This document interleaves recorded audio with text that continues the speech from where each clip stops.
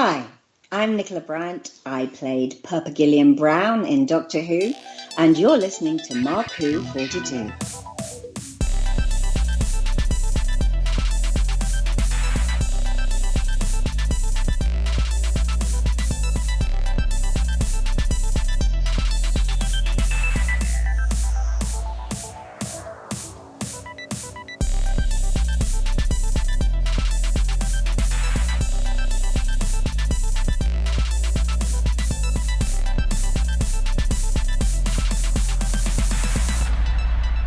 Welcome to Mark Who 42's universe. I'm usually your host, Mark Baumgarten, but I'm not going to host today's show. I'm actually going to give it to my co-host. But before we do that, we're talking about the movie Substance. Now, Substance with Demi Moore is a movie that's supposed to be really, really good. And my two co-hosts have seen it.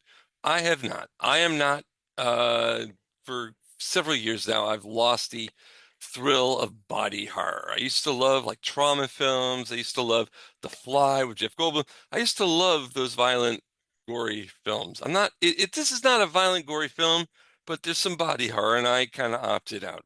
So anyway, let's now let our show go with the movie Substance with our hosts Juan Sanmiguel and Vicky Jakubowski. Juan actually brought someone on the show to help with the discussion of the substance. Her name is Kim. And I wanted to add at the beginning, because this is a timey-wimey introduction, Juan makes a mistake during the episode. He mentions three sisters. He actually meant three daughters. Anyway, here we go. Take it away, Juan. Thank you, Mark, for that kind introduction. I'm Juan in Orlando. I'm Vicky in Reno. I'm Kim in Kissimmee. And now we are the Mark Who 42 after Mark has handed the baton to us. And today's subject, as he's probably said, was The Substance, the very big popular movie that came out around September, although it appeared in Cannes in May. We're going to talk about what our expectations about the film. We're going to do a breakdown of the film, and then we're going to talk about final thoughts. Starting with Kim, what was your expectation of the film? So I have been doing this thing within the past year where I'm trying to, as much as possible, not watch any trailers. So I just I know a title, I know who's in it, and that's kind of it. I mean, sometimes some movies you can't get away from because they show the YouTube ad a billion times, or it's before a movie a billion times. So this one, I just knew the title, I knew Demi Moore was in it, and that was kind of it. So I walked in with zero expectations. I had heard great things. I think at that point I knew there was some body horror elements to it, but that's about all I knew. So I just went totally blind. Okay. Vicky? Well, I heard when it got its, ravishings by at Cannes, where they were just talking about how amazing it was, how important it was, and so I did a lot of research.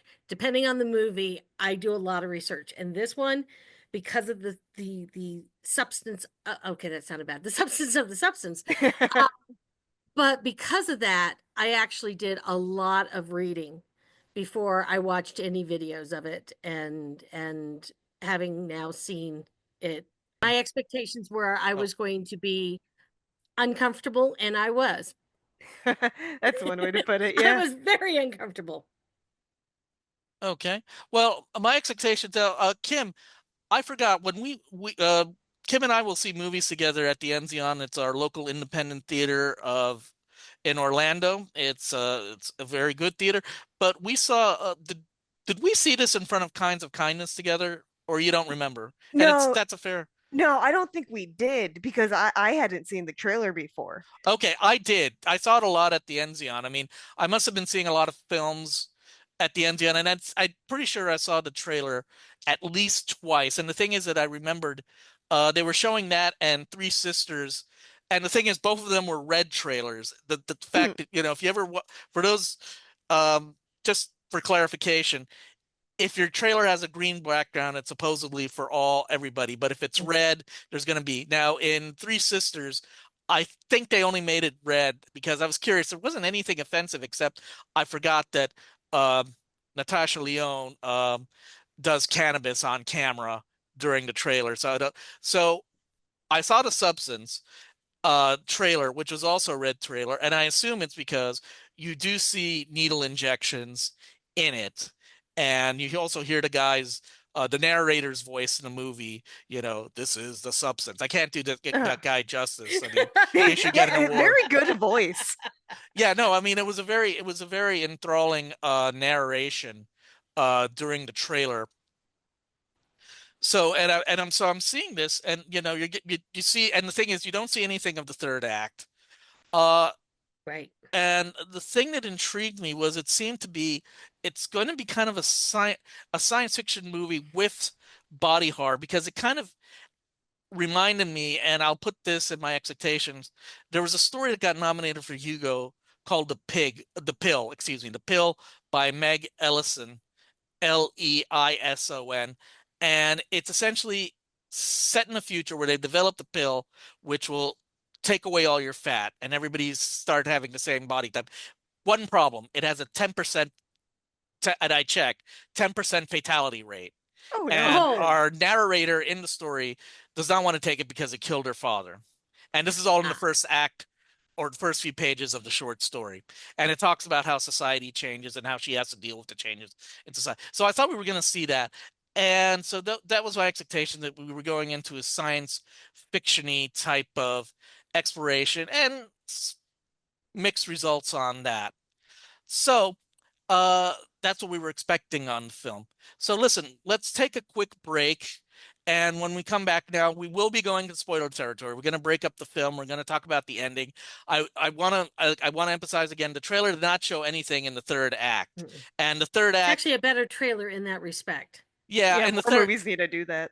And the third act makes or breaks this film. Yes. Your opinion of it will make or break the film. So we're going to take a break, and when we come back, we're going to break down the Substance. Don't go away. Don't go away. We'll be back with more Mark Who 42 after this. Get ready for the ultimate geek experience right here in the Sunshine State. Florida Geek Scene presents a full calendar of events and conventions. From anime to horror, we've got it all. Meet your favorite stars, find rare collectibles, and immerse yourself in your passions. Experience the thrill of cosplay and witness amazing live performances. Stay up to date with the latest news and reviews all across Florida. Florida Geek Scene, where pop culture happens. Visit us online for more. Don't miss out on the fun. Join us at Florida Geek Scene, floridageekscene.com. Oh, hey, I got something. Since 2009, we have been the premier cartoon podcast here at the Geekcast Radio Network. We are Tooncast. From taking you beyond the cartoons we grew up with to seasonal saucy toon talk, and now we get the origins of Toonsters everywhere as we ask guests 30 questions about their cartoon watching experiences, plus so much more. Tooncast is back. Join me, TFG and Mike, and the rest of the GCRN crew as we give you all the toon talk you will ever need, only on the GCRN, and wherever you consume your podcasts. We are beyond good, beyond evil, beyond your wildest imagination. We are all tunes all the time here on Tooncast. Yeah. You are listening to Mark Who 42's Universe. Welcome back to Mark Who 42, where we were going to talk about the movie The Substance. The movie was written by, I just listened to a pronunciation, Coralie Fargot. I believe that's, if I butchered the French, I apologize. That's how it's pronounced. I heard that too. And she did everything on this film. She wrote, directed, and co-edited the film. So she's, this is her film. This is her second film, and it was presented at Cannes, where it won Best Screenplay. And as I said, it was released. It was released around September, where at least I saw it at the Enzion. Kim saw it at a Regal, if I'm corrected. Yes. So let's get into the plot. Our main Demi Moore is playing Elizabeth Sparkle, who's been a celebrity for a number of years. She's mainly been doing a TV aerobic show, and she is she turns 50 and she is unfairly dismissed by her obnoxious producer, Hollywood guy, That's Harvey. an understatement. Oh my God. That mini version there. Yeah. Yeah, yeah, that I'd like shrimp. to say that he was a caricature of that creature he inhabits, but it's not. He probably was downplaying it compared to some of the people I've known. well, Dennis Quaid is playing it, and he is making the character as obnoxious and unpleasant. He's always wearing a sharkskin suit, and he's the guy who believes, he believes he's the smartest person in the room when he's anything but. And he eats the most disgusting way possible. Oh yeah. That was probably the most uncomfortable I felt in the whole that movie. was just. Although to be fair, stop. When you do a close up of somebody eating, does it ever look good? Well, I mean, it usually doesn't look that bad. Well, I think, and honestly, props to the sound editors on that one because they really amped it up. I mean, suddenly Jabba the Hutt looks good. Yeah. Just like, oh, please. So when Elizabeth finds out, and I think she eavesdrops and knows that she's going to get fired very soon. She's distracted, seeing a billboard of hers being torn up or being paved over, and she has a major accident, car accident. It's like completely, and she gets through it. It's amazing that she could actually get through it. But while she's in the hospital, some nurse hands her a flash drive, which is advertising the substance. Which and this is where we hear our narrator. Let's see if I can get this gentleman's name. Yan Bean, Yann Bean, and that's the voice of the substance. And he has this very monotone voice, and he goes and loads this website, and it's a black market serum which promises your best version of yourself. And we then follow her. She's intrigued, and she goes to this very weird. At some point she decides to go through with it. Money is exchanged, and she goes to this really obscure, I think it was an industrial park, which the door doesn't even go up all the way. She's got to crouch down and get to a place, and she just essentially has a mailbox which has the kit of the substance, and essentially you inject this serum for the first time, and you go, and essentially another version of yourself, supposedly I assume a younger version of herself, comes out, and it's played by Margaret Qualley, who's actually had a very good year. This is her third film I've seen her in. She did Drive Away Dolls, which was a buddy romance comedy, except the buddies are lesbian lovers, and it was a pretty funny movie. And also, Kim and I saw her in Kinds of Kindness, where she was in every triptych. She's Andy McDowell's daughter, and she's wait, really? Yeah, she's Andy McDowell's daughter. Oh my God! Yeah, and I know you kind of go, whoa! Yeah, I did not see that coming. She and Aubrey Plaza are having a great year because they're in 3, films, or 3 big things this year. Yeah. And so she comes out and she gives her name to Sue.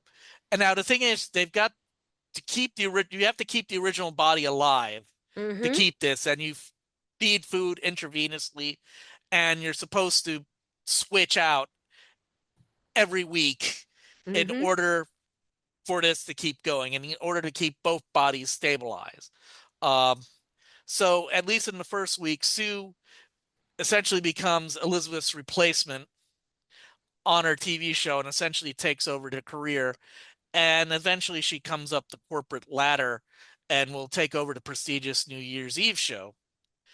But the thing is, unfortunately, Sue decides to, go crazy, and she breaks the rules. And unfortunately, the first time she doesn't switch on time. Wait, you didn't even say what the rules are. We got. I thought I mentioned that they got to switch out every week. Oh, yeah, but and keep the body.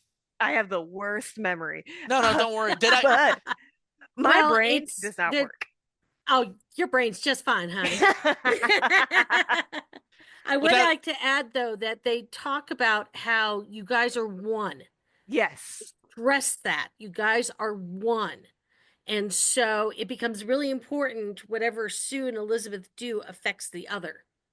Correct. We don't realize that until Sue starts breaking the rules. Yeah, correct. And the thing is, Sue is a little bit irresponsible and doesn't switch. The first time she doesn't switch on time. Well, so generous. I think we're going as we talk about the plot, we're slowly going into it's a very slow deterioration when it really goes bad. I mean, she comes in a little late, and so when Elizabeth comes back, now I think the first time it works out pretty well, but the second time, if I recall correctly, Sue's a little late swapping bodies, and the thing is, unfortunately, Elizabeth's finger starts. She's a whole day late. Oh, a whole day late. Okay, I thought it was hours late. I thought it was a whole. Well, maybe from night to morning. So yeah, maybe it's only hours. Right. So unfortunately, when they do the delayed switch, one of Sue's fingers is starting to deteriorate. It's grown, and you do see that in the trailer. That there are consequences if we don't follow. Oh, they give away the consequences in the trailer, really? Well, it was a little confusing in the trailer, to be honest. Well, you only see a finger. Yeah, you see a finger, so you don't quite know. You can't go A equals B in the trailer, which is one of the reasons I like that trailer. Okay. So and Elizabeth contacts the supplier to find out what's going on, and and that monotone voice tells her you gotta keep it, you've got to keep it together. You got to keep following the rules, and if you don't follow the rules, you are one. You got to follow the rules. And unfortunately, as time goes on, I think unfortunately during the next, swaps go on, and I don't know if we see all the swaps or we skip some swaps. But unfortunately, you kind of wonder if you are seeing everything. Yeah, I agree with that. Yeah.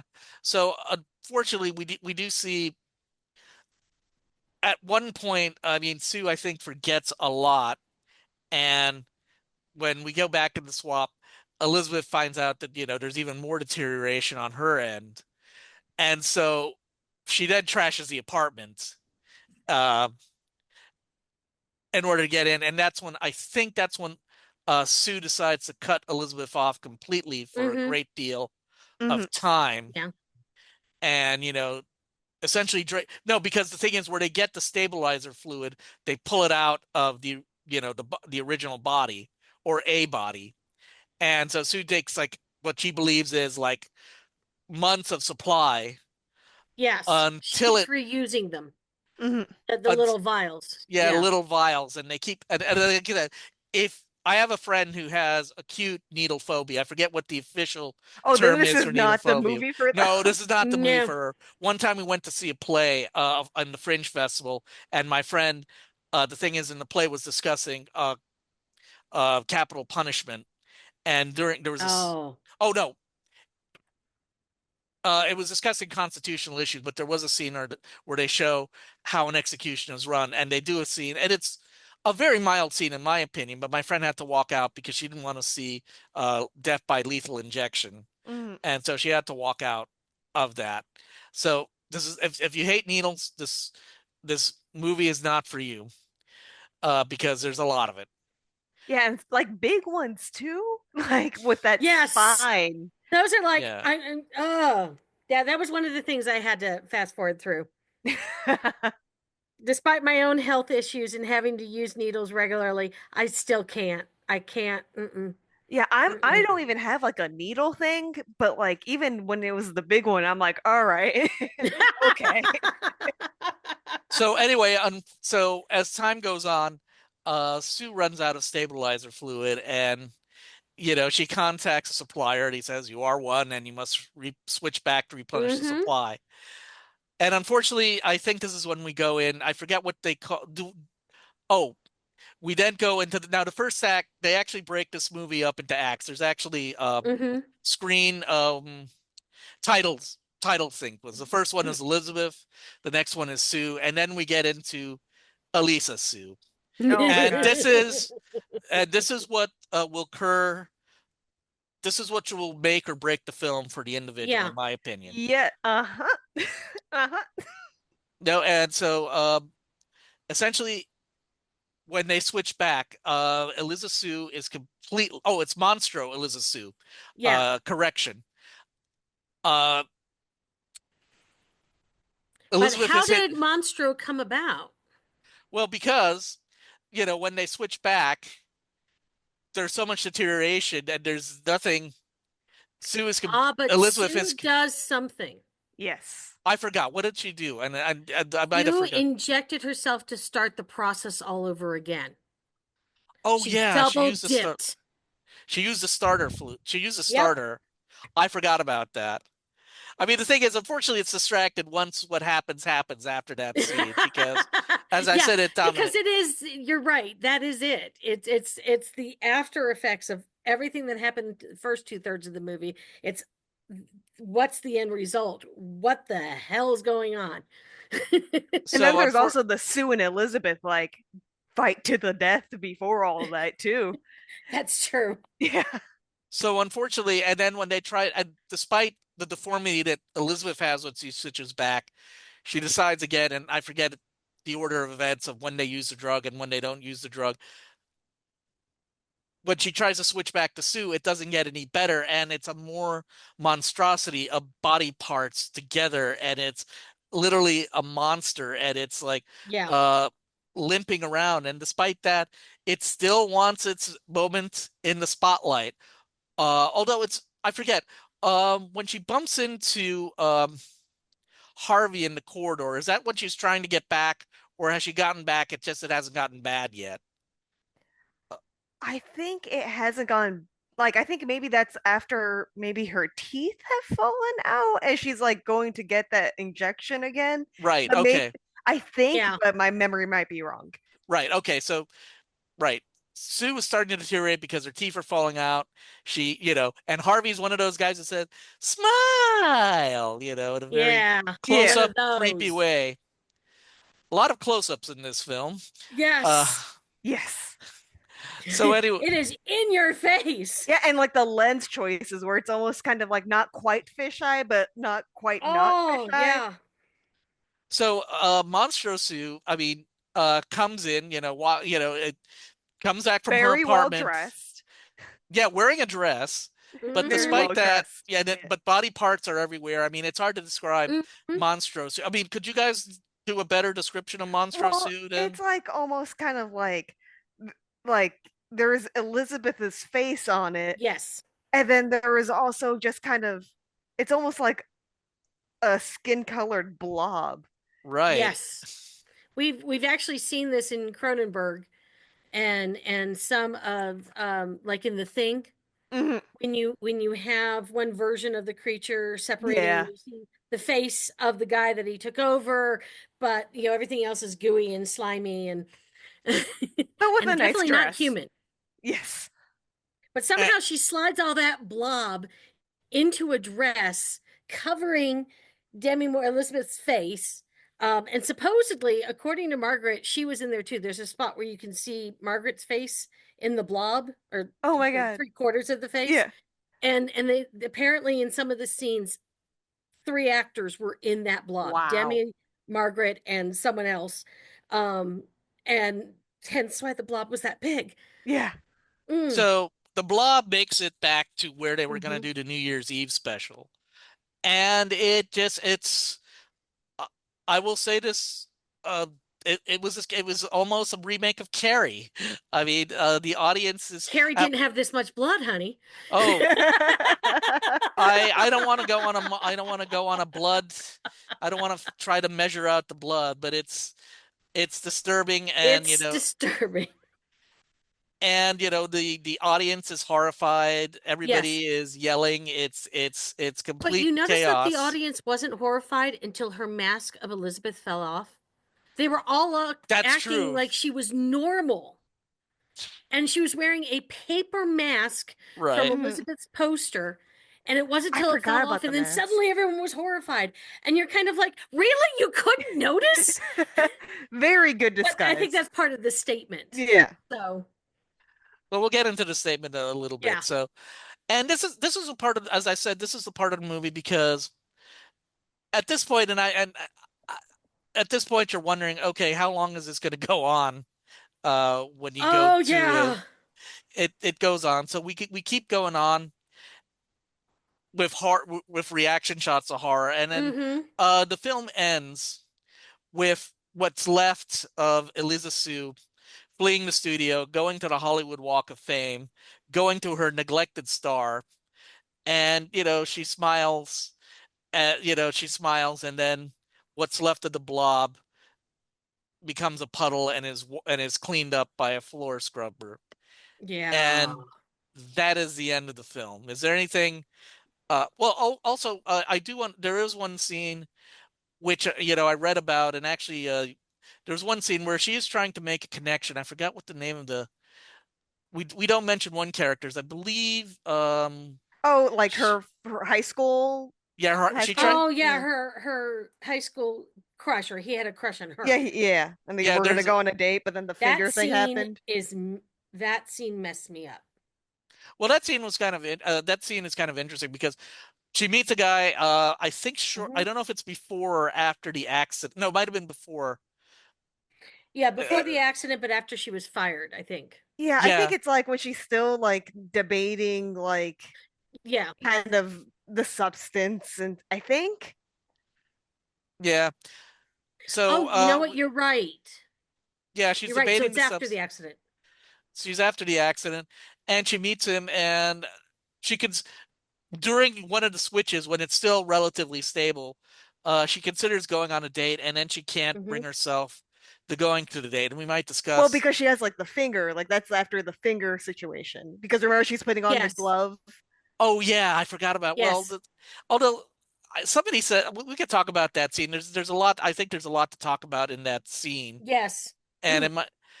And the other thing is, the only other character of note is her next door neighbor, Oh my god. who's again Oh, creepazoid. obnoxious, Mm, who's kind of rude to her, when she's Elizabeth, and then he becomes really kind of And like, then he's hot for Sue. and, yep. and not only just hot in a really crude way, in my Sorry, opinion, we've all had that creepy neighbor. Oh right? yes, at least one. At least one. Yes, every woman can tell you their creepy neighbor story. Mm-hmm. Thank you, Kim. Yeah, you get it. You get it. Oh no, I get it, but there, and then there's also, I'm trying. Oh, and then also there is another scene that I think is of note is when, again during one of the switches, she goes to a diner. I think it's after she picks up the Oh resupply of the Yeah. kit, yes. and she meets And she meets the the nurse in his old form. his alter ego, yes, and I have a few things to say about that, because I think word film. So, what are our initial what? Let's talk about our initial thoughts. Vicky, you want to start?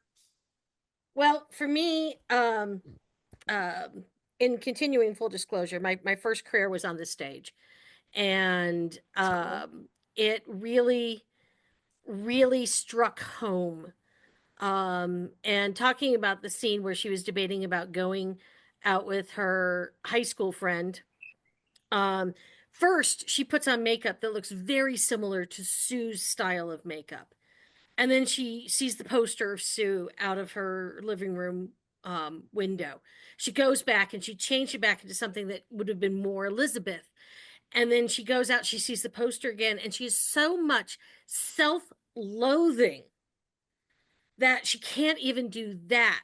And that scene where she just keeps staring at herself in the mirror is so traumatic, and in some ways even harder than the later um, Monstro, because it just, you see a woman coming apart at the seams because of how she looks, not who she is, not what she is, nothing of substance, just the skin deep, that's it. And watching her lose her mind was so upsetting.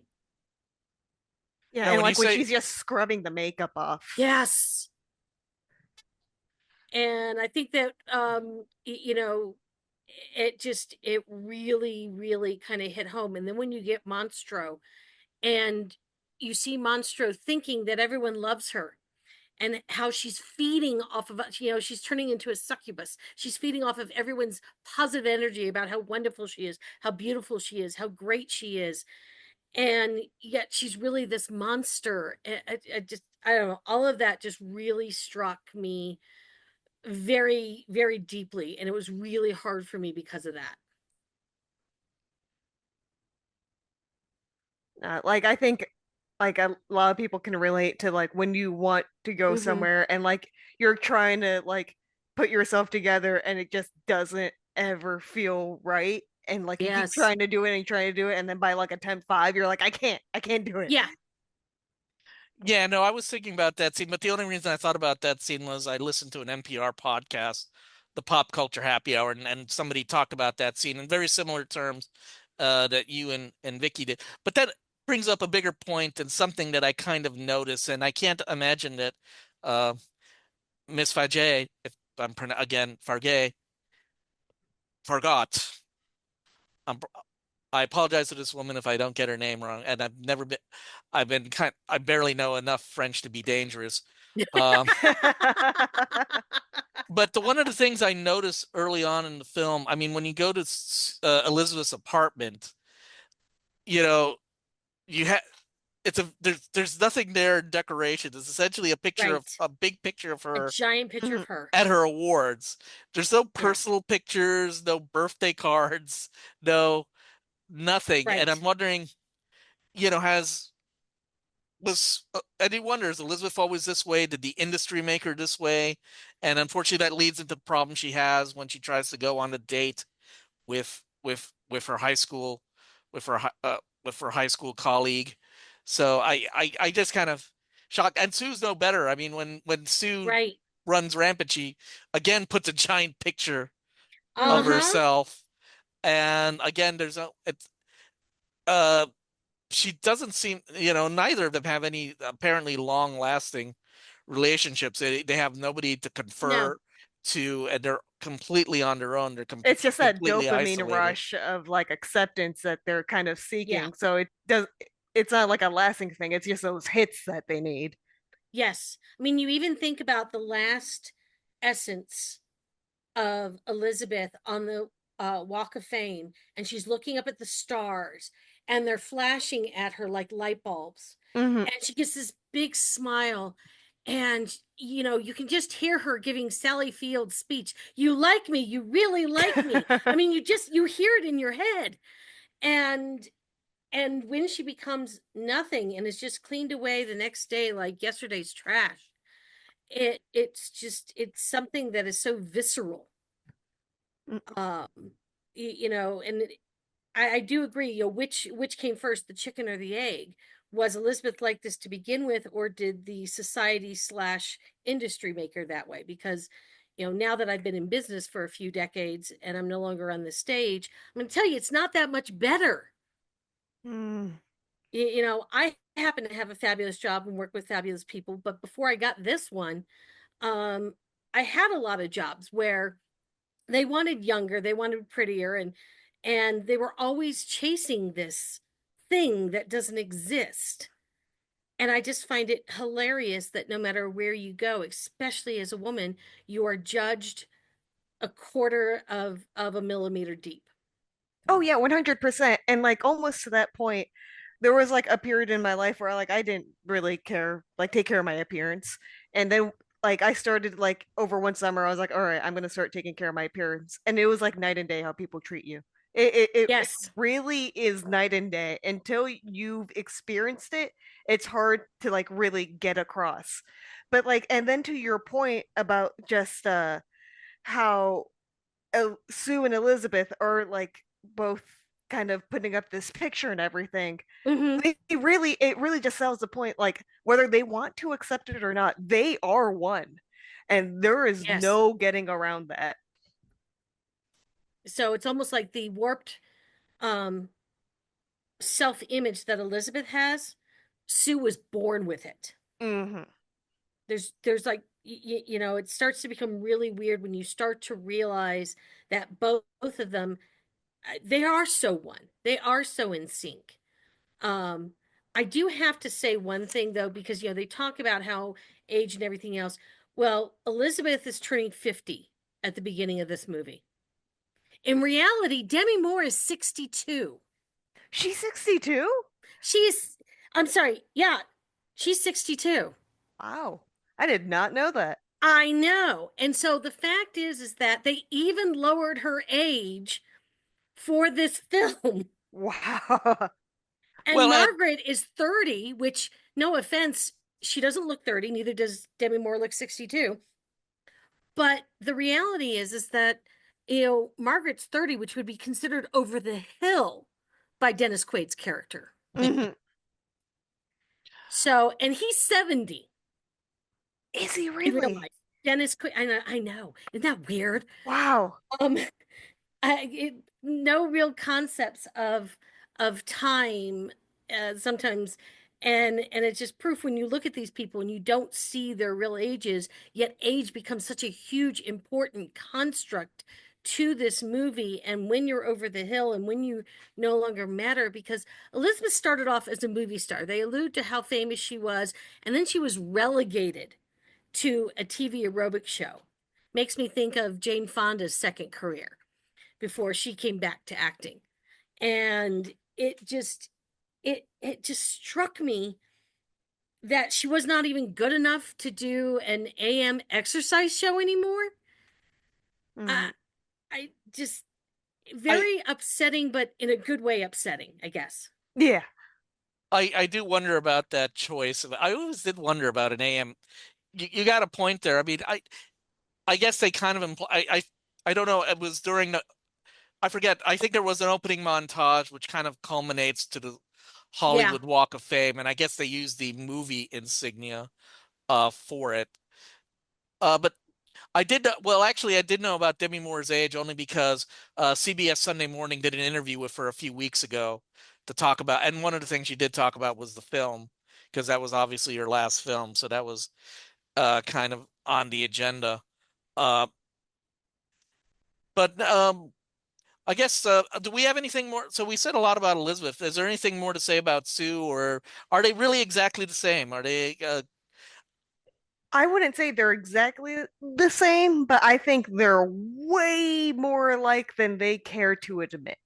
I think you're right about that. I think that thinking. Now, here's a question that popped into my mind. I think when we were either warming up or when in the opening. What genre would you say this film is in? I have an answer, but I want to hear your answers first. I would go for, oh my God, there's like every time I'm like, okay, I'm going to say this one. No, what if it's like there, because you can say it's a comedy, you can say it's a body horror. There are so many different ways you can go about it. And I think it's not correct to maybe just say one of those. I would agree with Kim. It is one of those movies that transcends the stereotypical genre terms we like to use. It is a difficult movie to watch. It is definitely got some horror aspects. It's definitely got some supernatural type aspects. Because what is the substance? Is it mad scientists gone wrong? Which trope caused this? We don't know. But so you can feel a little of the science fiction fantasy going on. You can feel a little of the horror because, oh dear God, Monstro is definitely horror if I ever saw one. But it's also a movie that makes you think. And so it goes so beyond that. But I would definitely warn people about the visuals. And if you can't handle the visuals, don't go see it. Otherwise, it's amazing. My take on it is that I think we're going into thing territory with this, because I think it's a science fiction film which does have a lot of body horror. Although it has a flaw, it's a science fiction film on the micro level, because like I told you about the story about the pill. The pill went on the macro level with a point of view character and how that pill changed people's life. We don't really see the impact of the substance on a cultural level. We only see two people who are dealing with the substance. Right. And we really don't know how the other guy is doing. I forgot even what he says. Well, he does say like, "Hey, this like they're gonna like steal from you essentially. Like this Yeah. kind of sucks." Really, because Living forever comes at a price or something Yeah. like that. Yeah, he's not happy. No, and he's I not think living his best life. Someone else is. Exactly. so. We're only seeing a sample of 2, so we don't know how. And also, it's also a limited sample because we do see when we go into the underground facility where they for some reason There's don't not like that many opening the door. boxes. Yeah, there are not many Mm-mm. boxes, so we don't know. I mean, is this the trial? I mean, well, they must have figured. Well, actually, no, they must have figured out because in theory, if everybody played by the rules, this could go on. I mean, it would be, uh,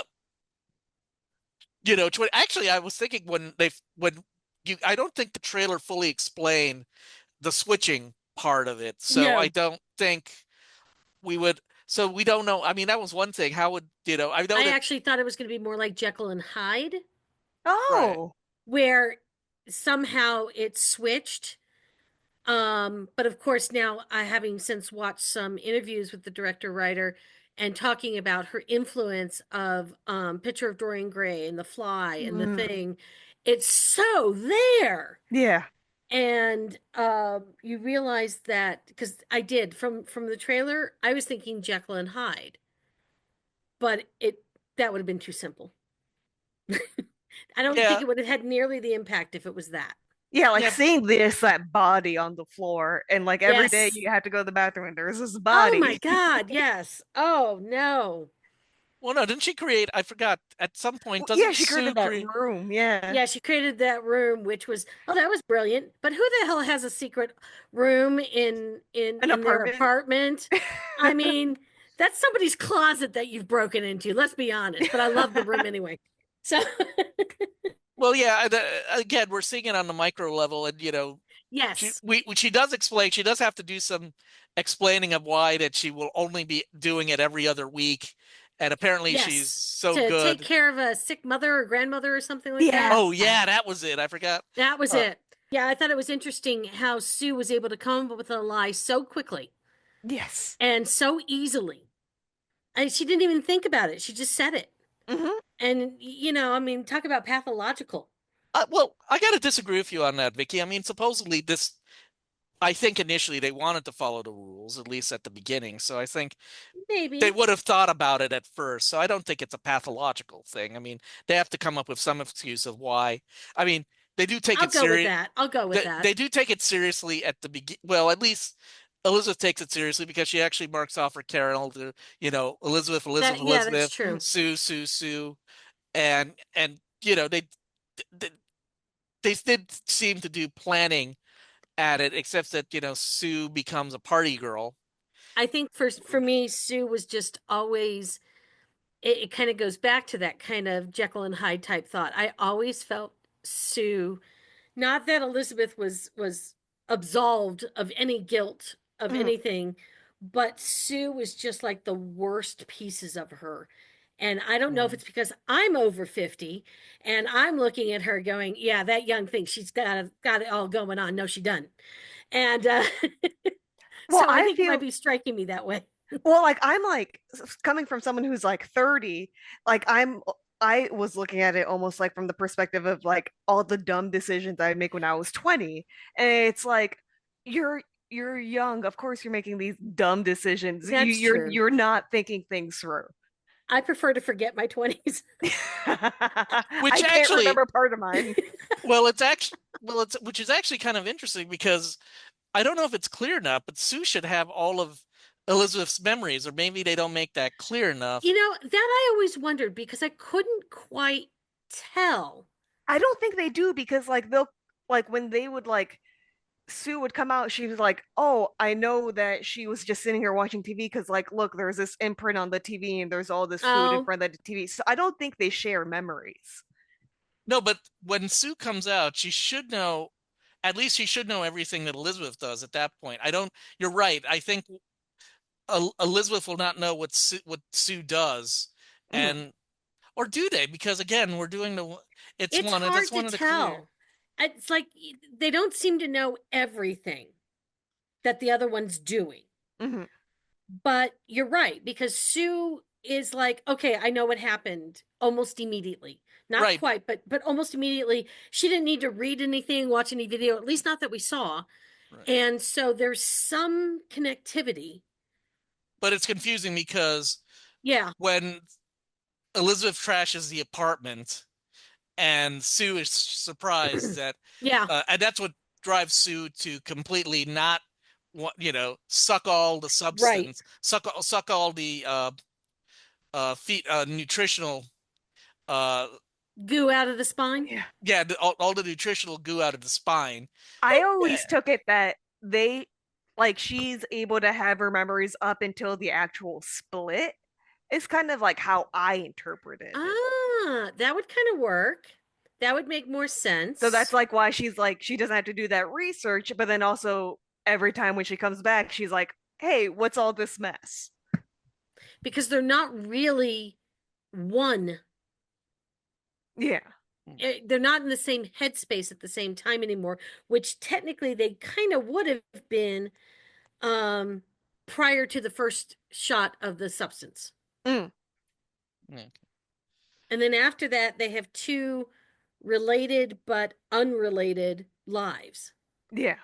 Because both of them constantly seem to be pissed off at the other one for whatever they did while they were there. Yeah. So it's like, oh my God, look what she did. Oh my God, look what she did. Seriously, children, behave. Terrible roommate scenario. Exactly.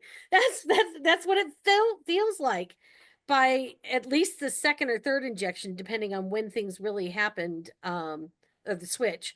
Because I feel like there is this, we're given snippets of what's going on. We are not given the full story. Mm. Because I think from the time that Sue came out and then became Elizabeth's replacement in every aspect of her life to when the New Year's Eve party was, I feel like there's several months in between. I agree. So like it's summer and then it's New Year's Eve. I realize we're in LA and so sometimes it's hard to tell, but it just you get the impression that they've been doing this now for a while. Because I feel like the last time Sue has her there for like almost a month, it feels like. I'm not sure if they give us an exact date. I can't remember now. But that last time Sue is trying to make it work for almost a month when she's sucking all the goo out and she hits it. No, there's no more goo. I feel like that was like several weeks. Well, yeah, I felt like it. I think according to the wiki, it said that it's, I think it's 3 months. Oh, wow. Because I think they say, I don't know if they said 3 months, at least the wiki says it's 3 months later. Now, maybe the person who wrote the wiki could be wrong about that, but No, but it definitely felt like it was several weeks. No question, because she was sticking around for a long time. Mm-hmm. And it was really important for her to just keep taking as much goo as she could, and then she hoarded all that goo and then hit rock bottom. Literally. Yeah. Now, here's a question, and I'm throwing it to Kim first, but Vicky, you got an insight into this. Now, Kim, I know that you know a lot about Cronenberg. How would you compare this to a Cronenberg style? And again, Vicky, if after Kim finishes, if you got some insight into that. I'm a little bit weak on Cronenberg. I've only seen a couple of his films. So what I will say is that there's definitely those influences there. 100%. You cannot get around that. But I think it's not it can be hard to look at, but maybe not as hard to look at as maybe a Cronenberg, in my opinion. I don't think that's a diss in either direction. I think it's just two very different approaches to a subgenre of horror. Now, I have to agree. Cronenberg is, I'm going to say that from a filmmaker standpoint, he is a little, even though this movie is in your face, not to the extent to say Scanners or Videodrome. Those are like, or even The Fly, the last act of The Fly. Holy crap. His skin. Oh my God. But you feel the influence. Mm-hmm. But this is a I'm just going to say a more refined. Yes.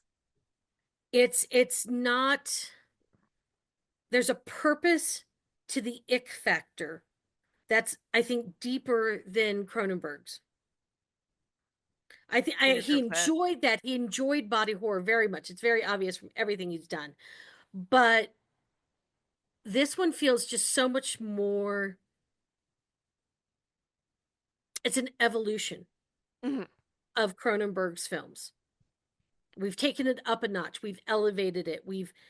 And it's put in a nice, pretty package with a bow that when it hits you at the end, it hits you. Speaking of the end, what's everyone's thoughts on that third act? Because like Juan was saying, like it either like completely gets you or it loses you. You guys go first. I got a funny story about the third act. Vicky, if you want to go first, or I'll go first. You decide. Why don't you go first? All right. So the first and the second act, I was on board. Like I wasn't 100% sold. I had deep respect for the movie, but I wasn't 100% sold. So when I reached that third act, I kind of needed that, like, all right, this is your chance to like finally like get me. And I felt like it dragged on too much. So it wasn't so much the direction it took, it was just more the pacing that really, really lost me. Like I feel like if you had shaved maybe 15 minutes off, it would have been like a tighter, stronger movie.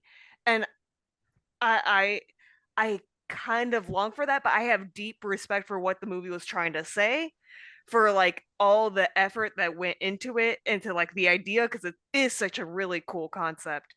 So that's kind of like how it left me.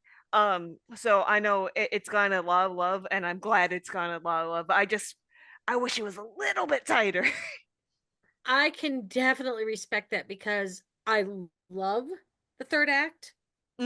But there was just, okay, you've been squirting blood for how long now? Yeah. We've now it's reached a level of having less visceral impact and more of, it's almost funny. Yeah. But not quite. It's kind of like, I think about Paul Rubin's death scene in Buffy the Vampire Slayer, the movie. It's like, how many more times is he going to get up and die? And there was definitely that. So I definitely feel that. And I'm not going to lie, I did fast forward through parts of that because some of that was really getting to me. Actually, you're probably right. Because if I fast forwarded through it, then I think I must really agree with you. I thought it was great. It was impactful. The final scene of her crawling out of the studio, crawling down the sidewalk, and then that last little bit of her with Demi Moore's face squishing. Although, yeah, that squishing did take a while. That squishing to the star. I'm just like, how far is the star away? Is it like 2 miles, 3 miles? Where is it? But it was so just it's so impactful. But yeah, it probably would have been better. They could have cut a couple minutes here, a couple minutes in the hallway scene, a couple minutes of the squishy scene, and it would have been just as impactful. And now this is no diss to like maybe like slower pacing movies, because like one of my favorite movies from this decade is like Drive My Car, which is like 3 hours. and like it's not like a fast-paced movie. It's just, I think if they just had tightened the bolts a little bit, I've been like, all right, cool. I have felt that way about many movies that I've actually very much enjoyed, that I would have edited it just a little bit tighter, because there's a fine line between feeding it to your audience and smashing them in the face with it twice. It just, you got me. I'm with you. And you're right. 5 minutes from the stage scene, probably would have cut the hallway scene just a little bit, and then the squishing on the sidewalk, I probably would have taken 5 minutes out of that. The from the moment the whole body to the time she gets to the star. Take 5 minutes out of that, it would have still been just as impactful and just as great. My take on it is kind of complicated. It's kind of funny. Originally, Kim and I we usually see a lot of indie movies together. and she was going to see The Substance with me. But then she was under the weather and couldn't go, and I go, okay, that's fine. But the thing is, at the Enzion, I'm a member and I can book a table because it's also a dinner theater. And so I get there, I check in, and somebody's sitting at what was going to be my table, and I talk to the people. Goes, didn't I book a table? And goes, they look at their clipboard and goes, yeah, you did. And the people did not want to get out of my table, and I told now there is a reason, there is a method to what I told them. And it's like now I love the Enzion. I go, listen, guys, I get it. But do I get any kind of like compensation? Right. And they go, oh, half off your food. He goes, that works. Now the problem is, by the time I went to find my seat, was in the as far as closest to the screen as you can possibly be. There's the Enzion all has the movies.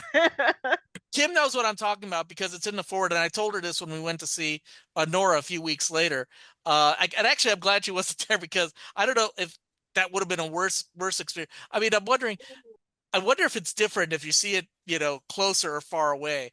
I did have the thing. It's like, well, when is this going to end? Because I just couldn't see any more point of seeing people scream and, essentially, because particularly after the mask comes off, it just seems to be a scream fest, at least as I remember. And it's like, okay, for the most part, yeah. You keep thinking that, and then I get she wanted that shot, that the last shot looking at the stars, and so there you go. But I'm wondering, does your opinion of the film depend on how close? I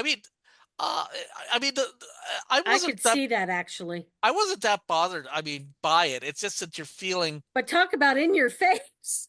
Yeah, it wasn't my face, but at the same time, I was also wondering, well, where are we going to go from here? I said, what's what more can you do? And I guess you could. I mean, I guess you could. I think you could probably cut off a few reaction scenes, and also, but now it's something that's popped into my head. If either of you have read the book version of Carrie, I want the congressional investigation of what happened at the New Year's Eve special, and to figure out. I mean, does this destroy the substance industry, such small as it is? Substance industry. I like that. Well, I think that I'm going to tell you, I think there has to be more of those dives with locker rooms than just that one. Oh, that's true. We didn't think about that. I didn't think about that. Yeah, you're probably right. Because, I mean, you think about it. There's a drug dealer on every corner. Mm-hmm. So, of course, there's going to be a substance dealer in every neighborhood. I did not think about that. You're 100% right. But then I forget. Do you remember what does anybody remember what you had to pay up front for it? Because it also just that's right. It was very expensive. Did they tell us exactly how much? Yeah, did they?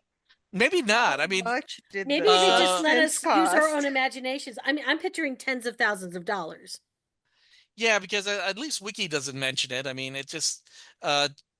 But I don't recommend Googling how much did the substance cost because it just tells you how much it costs to make the movie. So. Which we will get into a bit. So well, but actually that could lead us into one thing. I mean, the film is actually apparently a massive success. I'm looking at the wiki. It had a budget of 17.5 million, and it made as of this date, as of recording, 50 million, almost 51 million.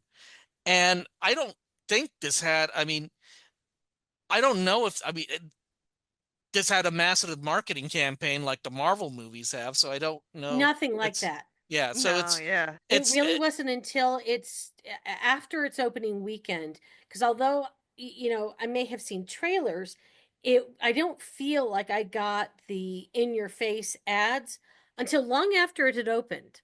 Right. So I think we're it's making a lot of profit, and I don't think you can sequel this, and I don't think anybody should. So I think I agree. Well, they could do like the congressional hearings of like, all right, guys, so we got to be fair. No, that will really be long and boring. I've watched congressional hearings. I don't recommend them. Well, okay, some of them were fun and exciting. Okay. Most of the time they're boring. Oh, if I'm lucky, I think I'm going to be looking to some music. I hate to bring up, but as of time of recording, I'm hoping there'll be some interesting Senate hearings coming up soon. Oh, one can Oh. hope. But to go back to, well, no, the thing is, that's the interesting thing about Carrie. I mean, when they adapted, at least, when they adapted at least two versions of Carrie, the TV version and the movie version, they only stick to the plot. They don't go Right. into like how Carrie changed culture. Because I mean, as I said, I was blown away when because I saw them.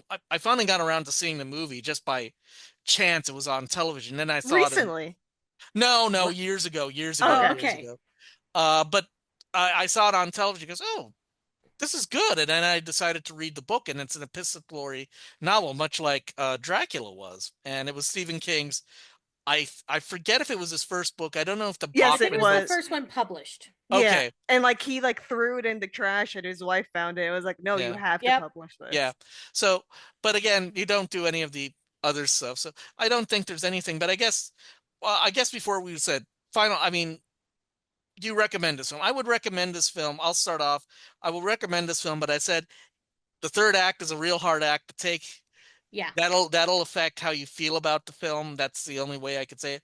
And I think it's a film which I think is saying important stuff about body image, beauty Yeah. standards.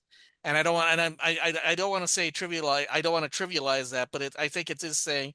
I think it has an important message which should be heard. I mean, I'm kind of curious if this will make the Oscars or it's too weird for the Oscar I hope for it the does. Well, I Academy. mean, Parasite won the Oscar, and talk about obscure and odd Parasite from was Kim. You guys might agree. from I don't from think a Parasite was I that don't think odd. it's odd, but just from a Hollywood version, from a Hollywood perspective. but I think this is so far off from what the Oscar crowd usually goes for. Like It might Parasite, insult too many of them. yeah, They like, might see they're- themselves in they'll Dennis be like, Quaid. "Oh, Dennis Quaid, he's the hero of the story." Exactly. I don't think. Well, producers might be part of the Oscars. I'm saying I don't know Well, if yes, because studio the producer's the one who wins the best movie, not the director, not the right. But the thing is, I is Dennis is Quaid Dennis Quaid a is he a producer or is he a studio executive? Because I don't think studio executives, unless they're he kind producing of the feels a film, little bit of both. Yeah. right? And he does exemplify the worst thing in the entertainment industry. He is the epitome of what the worst thing out there is. Right. And I think that some people will be insulted because they feel like they're insulting Hollywood, they're insulting the movie industry. Yeah. And I don't think it is. I think it's just shining a light to it.